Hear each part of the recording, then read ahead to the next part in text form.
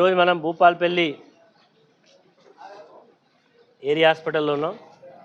ఇది భూపాల్పల్లి జిల్లాకు సంబంధించిన ప్రతి మారుమూల ప్రాంతం నుంచి ఇక్కడికి వచ్చి వైద్యం చేయించుకుంటారు. ఇక్కడ వాళ్ళే కాదు, బార్డర్ ఉన్నటువంటి మహారాష్ట్ర, ఛత్తీస్గఢ్ నుంచి కూడా ఇక్కడికి వస్తారు. కానీ హాస్పిటల్ యొక్క పరిస్థితి గతంలో కూడా మేము 1-2 సార్లు పర్యటన చేసి ఇక్కడ ఉండేటువంటి లోపాలన్నీ కూడా రాతపూర్వకంగా జిల్లా కలెక్టర్ గారికి, అదేవిధంగా సంబంధిత డాక్టర్ల దృష్టికి తీసుకెళ్ళాం. కానీ ఎలాంటి పురోగతి లేకపోగా కొత్త సమస్య వచ్చింది. ఏంటంటే నీళ్ళ సమస్య. ఎండాకాలం వచ్చింది, ఎక్కడ కూడా నీళ్లు లేవు. ఈరోజు నీళ్లు కొనుక్కొని తాగాల్సిన పరిస్థితి ఒకటి. కనీసం టాయిలెట్కి పోదామంటే కూడా టాయిలెట్స్ అన్నీ కూడా లాక్ చేసి పెట్టింది. మరి హాస్పిటల్లో నీళ్లు లేకుండా ఏ రకమైనటువంటి వైద్య సేవలు అందిస్తారో తెలియనటువంటి పరిస్థితి ఉన్నది. మరి తక్షణమే ఇటు పక్క నుంచే mission Bhagiratha main pipeline పోతుంది. ఇక్కడ మిషన్ భగీరథ ట్యాంక్ కూడా కడతా ఉన్నారు.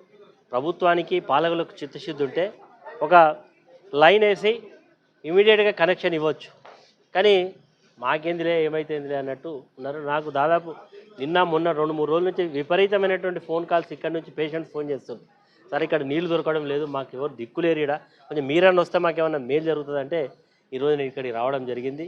మరి ప్రజల యొక్క డిమాండ్ ఏంటంటే కనీసం నీరు, వచ్చేటువంటి పేషెంట్స్కి మంచి నీళ్ళు, బాత్రూమ్ పోతే నీళ్ళు అనేవి అత్యవసరం.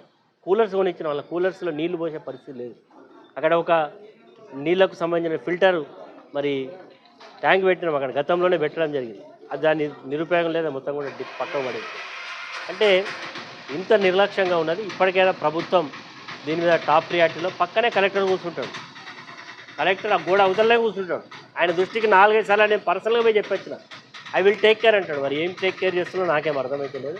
తక్షణమే మరి నీళ్లను అక్కడ ఉండేటువంటి మిషన్ దగ్గర మెయిన్ లైన్ నుంచి కనెక్షన్ ఇచ్చి, ఇక్కడ పెద్ద ట్యాంక్ ఉన్నది, దాదాపు 1,00,000 లీటర్లు కూడా అందులో స్టోరేజ్ చేసే ట్యాంక్ ఉన్నది. అక్కడ నుంచి మోటార్ కూడా ఉంది. అందులోకి వదిలితే నీటి సమస్య పరిష్కారం అవుతుంది. తక్షణమే నీటిని మరి అక్కడ మిషన్ భగీరథ నీళ్లను వదిలి ఇవ్వమని చెప్తున్నాం. మిగతా హాస్పిటల్లో సరి అయినటువంటి డాక్టర్స్ యొక్క పర్యవేక్షణ లేదు. ఒక పేషెంటు మరి ఆయన పెద్దమని చెప్తున్నాడు, చేయబట్టుకొని చెప్తున్నాడు, దవాఖాన కట్టినగా నిన్ను లేవో యాజరి చెప్పుంది, మీరన్నా చెప్పుంది అని చెప్తా ఉన్నారు.